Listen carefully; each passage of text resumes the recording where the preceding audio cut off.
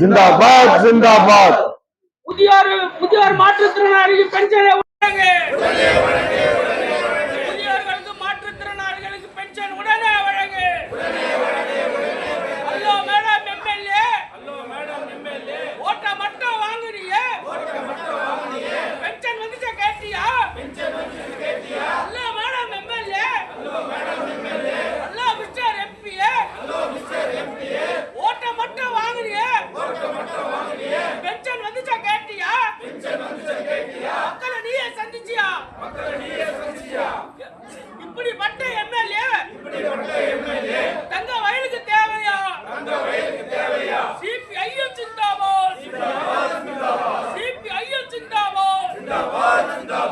புதியோர் மாற்றுத்திறனாளி பென்ஷனை உடனே வழங்கு. புதியோர் மாற்றுத்திறனாளிகள் பென்ஷனை உடனே வழங்கு. இன்னைக்கு நாம இந்த தாலுகா ஆபீஸ்ல உட்கார்ந்து இந்த போராட்டத்தை நடத்தி இருக்கிறோம். இது அந்த அதிகாரிங்க காதுல போய் சேரணும், அரசாங்கத்து காதுல போடணும்ன்றதுக்காக கன்னடத்துல ஒரு சில வார்த்தைகளை சொல்லிக்கின்னு இந்த ஆர்ப்பாட்டத்தை நம்ம ಸ್ಟಾರ್ಟ್ பண்ணோம். ಇವತ್ತು ನಮ್ಮ ರಾಜ್ಯ ಸರ್ಕಾರ ಕಳೆದ 3 ತಿಂಗಳಿಂದ ಪಿಂಚಣಿಯನ್ನು ನಿಲ್ಲಿಸಿದ್ದಾರೆ. ಯಾರಿಗೆ ಪಿಂಚಣಿ ಅಂದ್ರೆ ಇವಾಗ MLA ಪಿಂಚಣಿ ನಿಲ್ಲಿಸಿಲ್ಲ. MLA ಸಂಬಳ ಏನಂದ್ರೆ ಒಂದು ತಿಂಗಳಿಗೆ 2 ಲಕ್ಷ 2.5 ಲಕ್ಷ ಬರುತ್ತೆ ಅವರ ಪೇಮೆಂಟ್. ಎಲ್ಲ ಅನುಕೂಲಗಳು, ಎಲ್ಲ ಟ್ರಾನ್ಸ್ಪೋರ್ಟ್ ಅನುಕೂಲಗಳು ಇದೆಲ್ಲ ನೋಡಿದ್ರೆ ಸುಮಾರು 2 ಲಕ್ಷ ಮೇಲೆ ಬರುತ್ತೆ, ಹತ್ರ 3 ಲಕ್ಷ. ಇದೇ ಅಸೆಂಬ್ಲಿಯಲ್ಲಿ ಇವರೆಲ್ಲ ಸೇರಿ ಕಾನೂನನ್ನು ರಚನೆ ಮಾಡ್ತಾರೆ. MLAಗಳಿಗೆ ಈ ವರ್ಷದಿಂದ 1 ಲಕ್ಷ ಜಾಸ್ತಿ, MP ಈವನ್ ಪಾರ್ಲಿಮೆಂಟ್ ಅಲ್ಲಿ ಕೂಡ MPಗಳ ವೇತನವನ್ನ ಹೆಚ್ಚು ಮಾಡ್ತಾರೆ. ಇದೆಲ್ಲ ಕೂಡ ಮಾಡ್ತಾ ಬರ್ತಾ ಇದ್ದಾರೆ. ಅಂದ್ರೆ ಅಸೆಂಬ್ಲಿ ಇರೋದು, ಪಾರ್ಲಿಮೆಂಟ್ ಇರೋದು ಈ ಕಾನೂನುಗಳನ್ನ ರಚನೆ ಮಾಡಕ್ಕೆ. ಆದ್ರೆ ಕಾನೂನುಗಳು ಅವ್ರ ಪರವಾಗಿ ರಚನೆ ಮಾಡ್ಕೊಳ್ತಾರೆ. ಇನ್ನೊಂದು ಏನ್ ಮಾಡ್ತಾರೆ, ನಮಗೆ ಟ್ಯಾಕ್ಸ್ ಅನ್ನ ಹೆಚ್ಚಳ ಮಾಡ್ತಾರೆ. ಮೊದಲೆಲ್ಲ ಏಪ್ರಿಲ್ ತಿಂಗಳಲ್ಲಿ ಬಜೆಟ್ ಬಂದ್ರೆ ಎಲ್ಲಾ ಪದಾರ್ಥಗಳ ಇದು ಹೆಚ್ಚಾಗತ್ತೆ. ಎಲ್ಲ ಈ ಮಾರ್ಕೆಟ್ನವರೆಲ್ಲ ಏನ್ ಮಾಡ್ತಾರೆ, ಅಕ್ಕಿ, ಗೋಧಿ, ಸಿಗರೇಟು, ಬೀಡಿ ಎಲ್ಲವನ್ನ ಗೋಡೌನ್ ನಲ್ಲಿ ಇಟ್ಬಿಡ್ತಾರೆ. ಮಾರನೇ ದಿನ ಬಜೆಟ್ ಬಂದ ಮೇಲೆ ರೇಟ್ ಹೆಚ್ಚಾಗತ್ತೆ. ಆದ್ರೆ ಇವಾಗೆಲ್ಲ ಆತರ ಇಲ್ಲ, ಇವಾಗ ದಿನನಿತ್ಯ ಹೆಚ್ಚಾಗ್ತಾ ಇರತ್ತೆ. ಇನ್ನೊಂದು ಕಡೆ ಇರಾನ್ ಯುದ್ಧ, ಈ ಅಮೆರಿಕಾದ ದಾಳಿ ಎಲ್ಲ ನೋಡಿದ್ರೆ ದಿನನಿತ್ಯ ಪೆಟ್ರೋಲ್ ಡೀಸೆಲ್ ಬೆಲೆ ಏರ್ತಾನೆ ಬರ್ತಾ ಇರೋದನ್ನ ನಾವು ನೋಡ್ತಾ ಇರ್ತೀವಿ. ಇದು ಒಂದು ಕಡೆ ಇದೆ. ಅಂದ್ರೆ ಜನರ ಜೀವ ತುಂಬಾ ಕಷ್ಟದಲ್ಲಿದೆ.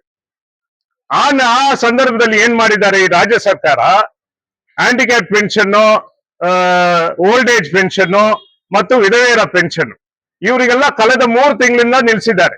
ನಮ್ಮ KGF ತಾಲೂಕಲ್ಲಿ ಎಷ್ಟು ಒಟ್ಟು ಪೆನ್ಷನ್ದಾರರಂದ್ರೆ ಒಟ್ಟು 14,000 ಚಿಲ್ಲರೆ ಇದ್ದಾರೆ. ನಮ್ಮ ತಾಲೂಕಿನ ಪಾಪ್ಯುಲೇಷನ್ ಜನಸಂಖ್ಯೆ ನೋಡಿದ್ರೆ 3 ಲಕ್ಷ ಇದೆ. ಈ 3 ಲಕ್ಷ ಪಾಪ್ಯುಲೇಷನ್ ಅಲ್ಲಿ 60 ವಯಸ್ಸು ಮೇಲ್ಪಟ್ಟವರು ಸರ್ಕಾರದ ಲೆಕ್ಕ ಪ್ರಕಾರ ನೋಡಿದ್ರೆ 30ರಿಂದ 40,000 ಜನ ಇದ್ದಾರೆ. ಈ 30ರಿಂದ 40,000 ವಯಸ್ಸಾದವರಿಗೆ ಈ ಸರ್ಕಾರ ಕೊಡ್ತಾ ಇರೋದು 14,000 ಚಿಲ್ಲರೆ ವಯಸ್ಸಾದವರಿಗೆ, ಹ್ಯಾಂಡಿಕ್ಯಾಪ್ಗೆ, ವಿಧವೆಯರಿಗೆ ಪೆನ್ಷನ್. ವಯಸ್ಸಾದವ್ರಿಗೆ ಮಾತ್ರ 30,000 ಇದ್ದಾರೆ. ಅಂದ್ರೆ ಪೆನ್ಷನ್ಗೆ ಅರ್ಹರಾಗಿರೋರು ಆಲ್ರೆಡಿ ಆಚೆ ಇದ್ದಾರೆ, ಇನ್ನು 50% ಆಚೆ ಇದ್ದಾರೆ. ಇವ್ರ ಕಾರಣ ಹೇಳೋದು ಏನಂದ್ರೆ, ಒಂದು ಈ 50 ವಯಸ್ಸು 40 ವಯಸ್ಸಿನವರು ಈ ಕೂದಲಿಗೆ ಏನೋ ಸುಣ್ಣ ಹೊಡ್ಕೊಂಡು ಈ ತರ ಬೋಕಸ್ ಮಾಡ್ಕೊಂಡು ಪೆನ್ಷನ್ ತಗೊಳ್ತಾ ಇದ್ದಾರೆ ಅಂತ ಒಂದು ಹೇಳ್ತಾರೆ. ಈ ಹ್ಯಾಂಡಿಕ್ಯಾಪ್ಡ್ ಎಲ್ಲ ಕೂಡ ಅವರೆಲ್ಲ ರಿಯಲಿ ಹ್ಯಾಂಡಿಕ್ಯಾಪ್ಡ್ ಅಲ್ಲ, ಸುಮ್ನೆ ಹೋಗಿ ಸರ್ಟಿಫಿಕೇಟ್ ತಗೊಂಡು ಮಾಡ್ತಾ ಇದ್ದಾರೆ ಅಂತ ಎರಡನೇದು ಹೇಳ್ತಾರೆ. ವಿಧವೆಯರಿಗೆ ಏನ್ ಹೇಳ್ತಾರೆ, ನಿಮ್ ಗಂಡ ಸತ್ತಿಲ್ಲ, ನೀವು ಸುಮ್ನೆ ಹೇಳ್ತಾ ಇದ್ದೀರಾ ನಿಮ್ ಗಂಡ ಸತ್ತಿದಾನಂತ. ಈ ತರ ಕಾರಣಗಳು ಹೇಳಿ ಸರಿ, ಇದೆಲ್ಲ ಕೂಡ ನಿಜ ಅಂದ್ರೆ ಇವ್ರಿಗೆಲ್ಲ ಮಾಜರ್ ಮಾಡೋದು, ಇವ್ರಿಗೆ ಪೆನ್ಷನ್ ಆರ್ಡರ್ ಕಾಪಿ ಕೊಡೋದು ಯಾರು? ನಿಮ್ ಸರ್ಕಾರನೇ. ಇಲ್ಲಿರುವ ಅಧಿಕಾರಿಗಳೇ, ಇಲ್ಲಿರುವ ತಹಸೀಲ್ದಾರ್ ಆಫೀಸಲ್ಲಿ ಇರುವ ಅಧಿಕಾರಿಗಳೇನೆ. ಇವರಿಗೆ ಅಪ್ಲಿಕೇಶನ್ ಕೊಟ್ಟ ಮೇಲೆ, ಪೆನ್ಷನ್ಗೆ ಅಪ್ಲೈ ಮಾಡಿದ್ಮೇಲೆ ಇವ್ರು ಮನೆಗೆ ಬರ್ಬೇಕು, ಫೀಲ್ಡ್ ವಿಸಿಟ್ ಮಾಡ್ಬೇಕು. ಅಲ್ಲಿ ಫೀಲ್ಡ್ ವಿಸಿಟ್ ಮಾಡಿ ಗಂಡ ಸತ್ತಿದ್ದಾನ, ಡೆತ್ ಸರ್ಟಿಫಿಕೇಟ್ ಇರುತ್ತೆ, ಅದು ಕೂಡ ಯಾರು ಕೊಡೋದು? ಸರ್ಕಾರನೇ ಕೊಡೋದು. ವಯಸ್ಸಾಗಿದ್ರೆ ಆಧಾರ್ ಕಾರ್ಡ್, ಬರ್ತ್ ಸರ್ಟಿಫಿಕೇಟ್ ಇದೆಲ್ಲ ಕೇಳ್ತಾರೆ, ಅದು ಕೂಡ ಸರ್ಕಾರನೇ ಕೊಡೋದು. ಇದೆಲ್ಲ ಡಾಕ್ಯುಮೆಂಟ್ಸ್ ಇದ್ರೂ ಇವ್ರು ಏನ್ ಮಾಡ್ತಾರೆ, ಇದೆಲ್ಲ ಬೋಕಸ್ ಆಗಿದೆ. ವಯಸ್ಸಾದವರು 30,000, ನೀವು ಪೆನ್ಷನ್ ನಿಮ್ ಲೆಕ್ಕ ಪ್ರಕಾರ 14,500, ಅದ್ರಲ್ಲಿ ಎಷ್ಟು ಬೋಕಸ್ ಆಗಿರುತ್ತೆ? ಈ ತರ ಮೋಸವಾದ ಒಂದು ಲೆಕ್ಕಾಚಾರವನ್ನ ಈ ಸರ್ಕಾರ ಹೇಳ್ತಾ ಇದೆ. ಇನ್ನೊಂದು ಕಡೆ ನಾವು ನೋಡಿದ್ರೆ 32,000 ವಾರ್ಷಿಕ ಆದಾಯ ಇರ್ಬೇಕಂತ ಹೇಳ್ತಾರೆ. ಒಂದು ವರ್ಷಕ್ಕೆ 32,000. ಇವು ಏಳುವ ಲೆಕ್ಕ. ಇವಾಗ 2 ವರ್ಷದಿಂದ ಈ ಗೃಹ ಜ್ಯೋತಿ ಸಿಸ್ಟಮ್ ಆರಂಭ ಆಗಿದೆ. ಒಂದು ಕಾರ್ಡ್ BPL ಕಾರ್ಡ್ಗಾರಿಗೆ 2,000 ರೂಪಾಯಿ ಅವರು ಹಾಕ್ತಾರೆ. ಇವಾಗ ನಮ್ ಕಡೆ BGM ಎಂಪ್ಲಾಯ್ ಇದ್ದಾರೆ, ಎಕ್ಸ್ ಎಂಪ್ಲಾಯಿಗಳಿದ್ದಾರೆ, ಅವ್ರಿಗೆ 800,000 ರೂಪಾಯಿ ಪೆನ್ಷನ್. ಆ 1,000 ರೂಪಾಯಿ ಪೆನ್ಷನ್ ಸೇರಿದ್ರೆ 12,000, 36,000 ಬರುತ್ತೆ ಅವ್ರಿಗೆ. ಈ 36,000 ಇದ್ರೆ ನಿಮ್ಗೆ ಪೆನ್ಷನ್ ಕ್ಯಾನ್ಸಲ್. ನಿಮ್ ಮನೆಯಲ್ಲಿ ಯಾರೋ ಒಬ್ಬ ಹುಡುಗ 18 ವಯಸ್ಸು ಮೇಲೆ ಇದ್ರೆ ಅವನಿಗೆ ಇವರೇ ಒಂದು ಲೆಕ್ಕ ಹಾಕ್ತಾರೆ. ಮಿನಿಮಮ್ ವೇಜಸ್ ಕರ್ನಾಟಕ ಸರ್ಕಾರ 450 ಕೊಟ್ಟಿದೆ. ಹಂಗಿದ್ರೆ ನಿಮ್ ಮಗ ಬಂದು ಒಂದ್ ತಿಂಗಳಿಗೆ 10,000, ಒಂದು ವರ್ಷಕ್ಕೆ ತಗೊಂಡ್ರೆ 1,20,000. ಹಂಗಿದ್ರೆ ನಿಮ್ಗೆ ಪೆನ್ಷನ್ಗೆ ಅರ್ಹರಿಲ್ಲ. ಈ ತರ ಮಾಡ್ತಾರ ಸರ್ಕಾರ. ಕಳೆದ 13ನೇ ತಾರೀಕು ಮತ್ತೆ ಏನ್ ಹೇಳಿದ್ದಾರೆ, ಈ ನೈಜತೆಯನ್ನ ಅಂದ್ರೆ ಪರ್ಫೆಕ್ಟ್ ಡಾಕ್ಯುಮೆಂಟ್ಸ್ ಕೊಟ್ಟಿದಾರಾ, ಅವರು 30 ದಿನಗಳ ಒಳಗೆ ನಿಮ್ಗೆ ಕೊಡ್ಬೇಕು. ಇಲ್ಲಿರುವ ತಹಸೀಲ್ದಾರ್ ಆಫೀಸ್ ಬಗ್ಗೆ ನಮ್ಗೆ ಗೊತ್ತು. ಕ್ಯಾಸ್ಟ್ ಸರ್ಟಿಫಿಕೇಟ್ ಎಲ್ಲ ಇವಾಗ ಅಡ್ಮಿಷನ್ ಪೀರಿಯಡ್ ಅಡ್ಮಿಷನ್ ಆಗಿದ್ದಾರೆ. ಕ್ಯಾಸ್ಟ್ ಸರ್ಟಿಫಿಕೇಟ್ ಕೊಡ್ಬೇಕಾದ್ರೆ ಇಲ್ಲಿ 1,000-2,000 ರೂಪಾಯಿ ಖರ್ಚು ಮಾಡ್ಬೇಕು. ಇಲ್ಲಿ ತಹಸೀಲ್ದಾರ್ ಅವೈಲಬಲ್ ಇರಲ್ಲ. ಇವರು ಯಾವ್ದೋ ಫ್ಯಾಷನ್ಗೋಸ್ಕರ ಏನೋ ಟೈಮ್ ಪಾಸ್ಗೋಸ್ಕರ ಈ ಕೆಲಸಕ್ಕೆ ಸೇರಿದ್ದಾರಂತ ನಮ್ಗೆ ಮಾಹಿತಿ ಇದೆ. ಇವರು ಅವರ ಕೆಳಗಿರುವ ಅಧಿಕಾರಿಗಳನ್ನ ಕೇಳಲ್ಲ. ಇವಾಗ ನಾನು SC, ನಾನು ಎಜುಕೇಶನ್ ಮಾಡಿದ್ದೀನಿ. ನನ್ನ ಮಗನಿಗೆ SC ಸರ್ಟಿಫಿಕೇಟ್ ಮಾಡ್ಬೇಕಾದ್ರೆ ನನ್ನ TC ಇದೆ. ನನ್ನ ತಂದೆ ಓದಿಲ್ಲ, ನನ್ನ ತಂದೆಯ TCಯನ್ನು ಕೇಳ್ತಾರೆ ಇವರು. ನಾನು ಎಲ್ಲಿ ಹೋಗೋದು? ಇವಾಗ ನೀವು ಮಾಜರ್ ಬಂದು ಅಕ್ಕಪಕ್ಕ ಮನೆಯಲ್ಲಿ ಮಾಜರ್ ಮಾಡ್ಕೊಂಡು ಇವರು SC-ನಾ ST-ನಾ ಅಂತ ನೀವು ಮಾಜರ್ ಮಾಡ್ಬೇಕು. ಇವನ್ OBC ಸರ್ಟಿಫಿಕೇಟ್ ಕೂಡ ಇಲ್ಲಿರುವ RI ರಿಜೆಕ್ಟ್ ಮಾಡ್ತಾರೆ, ಇಲ್ಲಿರುವ ತಹಸೀಲ್ದಾರ್ ರಿಜೆಕ್ಟ್ ಮಾಡ್ತಾರೆ. CET ಎಕ್ಸಾಮ್ಸ್ ಬರ್ದಿದ್ದಾರೆ ಇಂಜಿನಿಯರಿಂಗ್ ಸ್ಟೂಡೆಂಟ್ಸ್, ಅವ್ರಿಗೆ ಇಮಿಡಿಯೇಟ್ ಆಗಿ ಕ್ಯಾಸ್ಟ್ ಸರ್ಟಿಫಿಕೇಟ್ ಕೊಡ್ಬೇಕು, ಇಲ್ಲಾಂದ್ರೆ ಇಂಜಿನಿಯರಿಂಗ್ ಸೀಟ್ ಸಿಗಲ್ಲ. ಅದನ್ನ ತಡೆ ಮಾಡ್ತಾ ಇದ್ದಾರೆ ಈ ತಹಸೀಲ್ದಾರ್, ಅದನ್ನ ಈ ಅಧಿಕಾರಿಗಳು ತಡೆ ಮಾಡ್ತಾ ಇದ್ದಾರೆ. ಇವಾಗ ಯಾರಿಗೆ ಇದು ಲಾಭ? ದಿನನಿತ್ಯ ವಯಸ್ಸಾದವರು. இங்க சொல்லக்கூடிய விஷயம் என்னன்னாக்கா, இந்த அரசாங்கம் எடுத்துக்கக்கூடிய இந்த முடிவு எவ்வளவு கீழ்த்தரமானதுன்னு பார்த்தாக்கா, இந்த புதிய முதலமைச்சர் வந்துகிறார். இன்னைக்கு நியூஸ்ல எல்லாம் வந்துச்சு, இந்த நாட்டினுடைய ரொம்ப பணக்கார CM DK சிவகுமார். நீ பெரிய பணக்காரனா இருந்தா எங்களுக்கு என்ன பண்ண போற, எங்களுக்கு என்ன புடுங்க போற? நீ பெரிய பணக்காரன், ஆனா சாதாரண ஜனங்களுடைய வாழ்க்கை நிலைமை இன்னைக்குன்னா, இந்த ஊருடைய MLA கூட மிகப்பெரிய பணக்காரி. அவருடைய அப்பா கோடிக்கணக்கான பணத்தை சேர்த்து வச்சிருக்கக்கூடிய பலமுறை MP-யா இருந்தவர், பலமுறை மந்திரியா இருந்தவர். ஆனா இங்க இருக்கக்கூடிய சாதாரண ஜனங்களுடைய நிலைமை என்ன? எங்களுக்கு கொடுக்கக்கூடிய இவர் கட் ஆஃப் என்ன கொடுக்கிறாருன்னா, மத்திய அரசு 32,000 ரூபாய் இருக்கணுமா வருஷத்துக்கு. அந்த 32,000 இருந்தா தான் உனக்கு வந்து பென்ஷனுக்கு நீ தகுதி. வருஷத்துக்கு, மாசத்துக்கெல்லாம் கிடையாது. ஒரு வீட்டுல ஒரு புருஷன் பொஞ்சாதி இருந்தா அவங்களுக்கு வர 2,000 ரூபாய், அவங்களுக்கு வந்து 1,000 ரூபாய் பென்ஷன். இது கணக்கு போட்டாலே 34,000 ஆயிடுது. அதுதான் கேன்சல் ஆகும். மார்ச் மாசம் கேன்சல் ஆன பென்ஷன் ஏப்ரல், மே, ஜூன் ஆச்சு, இன்னும் கூட கிடையாது. இந்த 13ஆம் தேதி ஒரு புதிய ஒரு சுத்தலையை விட்டுக்கிறார் சீஃப் மினிஸ்டர். என்னன்னாக்கா இந்த டாக்குமெண்ட்ஸ் எல்லாம் கொடுக்கணுமா? என்னென்ன டாக்குமெண்ட்ஸ்? அவங்களுடைய education qualification certificate, Aadhaar card, birth certificate, 32,000 ரூபாய்க்குள்ள இருக்கக்கூடிய இன்கம் சர்டிபிகேட். இந்த டாக்குமெண்ட்ஸ் எல்லாம் மறுபடியும் வரணுமா? தினநித்தியம் வந்து நூற்றுக்கணக்கானவங்க, வயசானவங்க, கை கால் இல்லாதவங்க, கண் தெரியாதவங்க இங்க வந்து அவஸ்தப்படுறாங்க. விதவைங்க, கணவர் இழந்தவங்க வந்து எந்தவித வருமானம் இல்லாத தாய் தனிமையில இருக்கிறான். அவங்களுடைய கார்டை கேன்சல் பண்ணி இருக்கிறாங்க. கோலார் தங்கவயல்ல மட்டும் 14,500 கார்டுல வந்து 818 பென்ஷன் மட்டும் தான். கோலார் டிஸ்ட்ரிக்ட்ல ஒட்டுமொத்தம் 90,000 பென்ஷன் ஹோல்டர்ஸ். அதுல 85,000 பென்ஷன்களை கேன்சல் பண்ணிக்கிறாங்க. இந்த ஸ்டேட்ல 23 லட்சம் பென்ஷன் ஹோல்டர்ஸ் கேன்சல் ஆயிருக்கக்கூடியவங்க, 23 lakhs, 23 லட்சம் பென்ஷன்களை. இவங்க சொல்லக்கூடிய காரணம் எல்லாம் இதுதான். அப்போ இவங்களுடைய பெரிய பணக்கார், இந்த நாட்டினுடைய ஸ்டேட்லயே பெரிய பணக்கார் DK சிவகுமார் ஆட்சிக்கு வந்தோடனே இது மாதிரியான நிலைமை உருவாயிருக்கு. இப்ப சாதாரண மக்களுடைய நிலைமை என்ன? இன்னைக்கு மருந்து மாத்திரை மிகப்பெரிய கொடூரம் என்னன்னாக்கா, இன்னைக்கு நாங்க டெய்லி வரோம் இந்த ஆபீஸ், வயசானவங்க மருந்து மாத்திரை இந்த மாசம் வாங்க முடியல, போன மாசம் மருந்து மாத்திரை வாங்க முடியல. குடும்பங்களே கஷ்டம் தான். இன்னைக்கு BML கான்ட்ராக்ட் தொழிலாளி, அவனுடைய 12,000 சம்பளம், 15,000 சம்பளம். அந்த சம்பளத்தை எடுத்துன்னு அவன் குடும்பத்தை, அவன் பிள்ளைங்களுடைய எஜுகேஷனை, அவனுக்கு சாப்பாடு, இதுவே முடியல. அவங்க வீட்டுல இருக்கக்கூடிய வயசானவங்க ஊனமுற்றாரு, அவங்களுக்கு சோறு போடுறதே மிகப்பெரிய கஷ்டம். அந்த வயசானவங்களுக்கு கிடைக்கக்கூடிய அந்த 1,000 ரூபாய், 600 ரூபாய், 800 ரூபாய், இந்த பணத்துல போய் ஒரு மாத்திரை மருந்தை வாங்கிக்கிறாங்க, ஒரு டீ காஃபியை குடிக்கிறாங்க. இன்னைக்கு அலக்கழிச்சுட்டாங்க இந்த வயசானவங்களை, முதியோர்களை, ஊனமுற்றோர்களை, விதவைகளை வந்து இது மாதிரியான ஒரு சட்டத்தை கொண்டு வந்திருக்கக்கூடிய இந்த மாநில அரசு மிகவும் கண்டனத்துக்குரியது. இதை வந்து நம்ம எம்எல்ஏ கிட்ட போய் சொன்னா என்னன்றாங்க, இது அரசாங்கத்தினுடைய முடிவுன்றாங்க.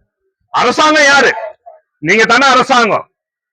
இந்த கோலார் தங்க வயல்ல 14,000 பேருக்கு பென்ஷனை நிறுத்தி இருக்கிற ஏழைங்க எல்லாருமே, உனக்கு டவுட் இருந்தா வீட்டுல போய் வெரிஃபை பண்ணி யாரு தகுதி இல்லையா அவங்களுக்கு கேன்சல் பண்ணு, வயசானவங்க கேன்சல் பண்ணு. அரசாங்கத்தினுடைய அந்த 32,000 என்ன கட் ஆஃப் இருக்குதோ இன்கம், அதுவே தவறு.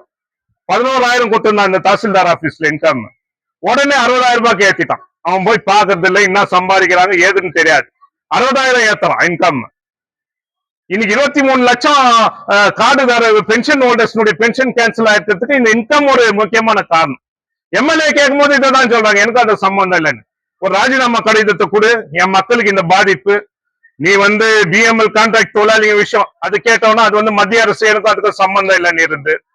பிஜிஎம்எல் தொழிலாளிங்க விஷயம் 25 வருஷமா அவனுக்கு நிலுவை பணம் கொடுக்கல, அதை கேட்டா அது மத்திய அரசுக்கு சம்பந்தம் சொல்லி இருந்து. அந்த தொழிலாளிங்க வசிக்கக்கூடிய வீடுங்க அவங்களுக்கே சொந்தமாக்கணும்னா அதுக்கும் எனக்கு சம்பந்தம் இல்லைன்றது. இன்னைக்கு பென்ஷன் நேரடியா மாநில அரசு சம்பந்தப்பட்டது. மத்திய அரசுல இருந்து ஒரு பாகம் கொடுத்தா கூட மாநில அரசு தான் இந்த ஆர்டர்ஸ் எல்லாம் எடுத்து வந்துக்கிறான். ஏன் சட்டசபையில இது பேச வேண்டித்தானே? இந்த எம்எல்ஏங்க எல்லாம் எங்க இருந்தாங்க கடந்த மாதத்துல? எம்எல்சி எலெக்ஷன் எல்லாம் ரெசார்ட்ல இருந்தாங்க, எல்லாம் ரெசார்ட்ல உல்லாசமா இருந்தாங்க. இன்னும் ஒரு மாசத்துக்கு முன்னால எல்லாம் அமைச்சர் பதவிக்காக இங்க அங்கே ஓடி இருந்தாங்க, டெல்லிக்கும் எங்கேயும். இந்த ஊர்ல சொல்லக்கூடிய மிகவும் மோசமான நிலைமை என்னன்னாக்கா, மாநிலத்துல ஆட்சி செய்யக்கூடியவன் இங்க எம்எல்ஏ வந்தா இந்த பிரச்சனை எல்லாம் தீர்ந்துடும். நான் மாநிலத்துல பிஜேபி ஆட்சி இங்க சம்பங்கி வந்தார், எந்த பிரச்சனையும் தெரியல. மத்தியத்திலயும் அவங்க தான் இருந்தாங்க, பிஜேபி பிரச்சனையும் தெரியல, இந்த ஊர் பிரச்சனையும் தெரியல. சரி, இந்த ஊர்ல வந்து அதே மாதிரி காங்கிரஸ் ஆட்சி, இங்கேயும் காங்கிரஸ் ஆட்சி. இல்ல ஏதோ ஒரு பணக்காரங்க வந்து எம்எல்ஏ ஆயிட்டா எல்லாம் பிரச்சனையும் தீர்ந்துடும். பணக்கார எம்எல்ஏ தான், பணக்கார எம்பி தான், மக்களுடைய பிரச்சனை தீர்ந்துச்சா?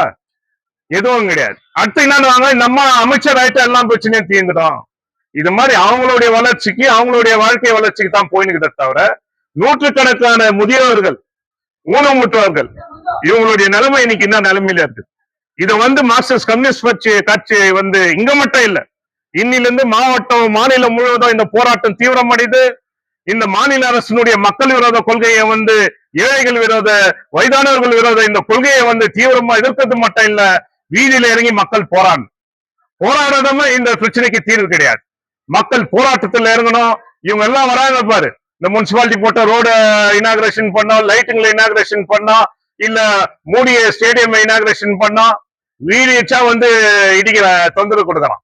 வீடு கட்டினா பிஜிஎம்எல்ல வந்து 10க்கு 10 இருக்கிற வீடை வந்து ஒரு டாய்லெட் பாத்ரூம் கட்டிக்கிறானாக்கா சிஎஸ்ஓ பிஜிஎம்எல் அத்தாரிட்டி வந்து நிக்கிறான்.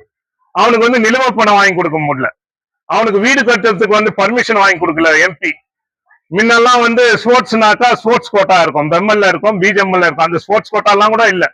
இன்னைக்கு மோடிய இத திறந்துட்டோம், சரி ஒரு பக்கம் சந்தோஷம், அது ஒரு அடையாளம், அதை திறந்துட்டீங்கன்னு சொல்லி. ஆனா மக்களுடைய அன்றாட பிரச்சனை, கோலார் மாவட்டத்தினுடைய 90,000 பேருக்கு பென்ஷன் கேன்சல் ஆகிக்குது. அது கேட்கறதுக்கு எம்பிக்கு வக்கு கிடையாது. மற்ற அரசியல் கட்சிகள்லாம் கூட, மற்ற இயக்கங்கள்லாம் கூட இந்த விஷயங்களை வந்து தீவிரமா எடுத்து நாம தொடர்ச்சியான இந்த போராட்டங்களை, இந்த எம்எல்ஏ எம்பி ஆகட்டும் அரசை வந்து எக்ஸ்போஸ் பண்ணோம், மக்களோட சேர்ந்து நம்ம நிக்கணும். அதுதான் மார்க்சிஸ்ட் பார்ட்டி இன்னைக்கு செய்யுது. அது பிஜிஎம்எல் விஷயம் ஆகட்டும், கான்ட்ராக்ட் தொழிலாளிகள் பிரச்சனைகள் ஆகட்டும், ரயில்வே தொழிலாளிகளோ இல்ல டெய்லி டிராவலுடைய பிரச்சனைகள் ஆகட்டும், இன்னைக்கு இருக்கக்கூடிய வயசானவங்க, நம்ம ஊர்ல இருக்கக்கூடியவங்க தான் எல்லாமே. என்னடா பெரிய வருமானத்தை அவங்க வாங்கிட்டாங்க, இன்னும் பெரிய வருமானம் அவங்க வாழ்க்கை நடத்துறதுக்கு. அன்றாட காட்சிங்க, நாங்கெல்லாம் கோலார் தாங்கவே இல்லை. எங்களை பிஜிஎம்எல்ல மூடினீங்க, நடுத்தருவில் நிக்க வச்சுங்க. இன்னைக்கு டெய்லி டிராவலர் பண்ணி 10-15,000 சம்பாதிக்கிறதுக்கு ஓடாட வேண்டிய நிலைமை. இன்னைக்கு ஒரு பக்கம் மத்திய அரசினுடைய விலைவாசி உயர்வு, மாநில அரசினுடைய கொடுமை, இதையெல்லாம் தாங்கின்னு கோலார் தாங்கவே இல்லை. நாங்க வாழ்ந்துன்னு தான் இருக்கிறோம். இதை எதிர்க்கக்கூடிய வேலையை வந்து மார்க்சிஸ்ட் கம்யூனிஸ்ட் கட்சி நிரந்தரமா செய்யன்றது இந்த நேரத்துல சொல்லிக்கொண்டு, இந்த பிரச்சனைக்கு தீர்வு காணும் வரைக்கும் இன்னைக்கு அடையாளமா இந்த போராட்டம். வரக்கூடிய நாட்கள்ல இதே தாசில்தார் ஆபீஸ்ல உட்கார்ந்து நாங்க ஏஞ்சுக்கிறதா கிடையாது. இந்த நிலைமை தொடரக்கூடாது. மாநில அரசு அவங்க கொடுத்திருக்கக்கூடிய ஆர்டர்ஸ் கேன்சல் பண்ணும். பென்ஷன் வந்து ரெகுலரா வரணும். 13,500 பேர்ல ஒரு 500,000 பேர் தவறுதலா இருந்தான்னாக்கா அவங்க நீயே கணக்கெடு, அந்த கணக்கெடுத்து அவங்களை கேன்சல் பண்ணு. அவங்களுக்கு கொடுக்க வேண்டிய பென்ஷன் அதிகப்படுத்து. கேரள அரசாங்கம் 3,000 ரூபாய் பண்ணிட்டான் பென்ஷனை. முதியோர் பென்ஷன் ஹேண்டிகேப் பென்ஷன் 3000 ரூபாய் பண்ணிட்டார் பினராயி அரசாங்கம், இடதுசாரி அரசாங்கம் இருக்கும் போது. இங்க இருக்கிறவங்க இன்னும் 600 800 ரூபாய் கொடுத்துக்கின்னு அந்த பென்ஷனை கேன்சல் பண்ணிருக்காங்க. இது வெட்டக்கேடான ஒரு விஷயம். ஆகவே மாநில அரசு வந்து அந்த ஆர்டர்ஸ் வந்து வாபஸ் வாங்கணும். இந்த சர்டிபிகேட் கொடு அந்த சர்டிபிகேட் கொடுன்னு தொந்தரவு கொடுக்க கூடாது. இந்த சர்டிபிகேட் கொடுத்துட்டோம்னா என்ன நீ மறுபடியும் கொடுத்துட்டு போறியா? ஒன்னும் கிடையாது. இதுல இருக்கக்கூடிய சூழ்ச்சி என்னன்னாக்கா, இது அடுத்து ரேஷன் கார்டை வந்து இன்னும் கேன்சல் பண்ணுங்க. இன்னும் ஆயிரக்கணக்கான பிபிஎல் கார்டுகளை கேன்சல் பண்ண போறோம். 2000 ரூபாய் என்ன குரோஜோதின் போட்டுன்னு இருக்கிறானோ அதுக்கும் கணக்கு எடுக்கலாம். இன்னைக்கு 70,000 பேர் செத்துட்டாங்க, அந்த கார்டுக்கு வந்து நான் கொடுக்க முடியாதுன்னு சொல்றோம். 70,000 பேர் செத்துட்டாங்களா, அந்த குடும்பத்துல இன்னொரு பெண்மணி இருக்கிறாங்க, டெத் சர்டிபிகேட் கொடுத்துட்டு நீ டிரான்ஸ்பர் பண்ணி கொடு, அவ்வளவுதான், சிம்பிள். ஆனா அதை கேன்சல் பண்றாங்க. இது மாதிரியான ஒரு சூழ்ச்சிங்க. இதெல்லாம் இவங்க பண்ணக்கூடிய வேலை. இதெல்லாம் இன்னைக்கு அதிகாரிகள் அவைலபிள் இருப்பாங்களா? கிடையாது.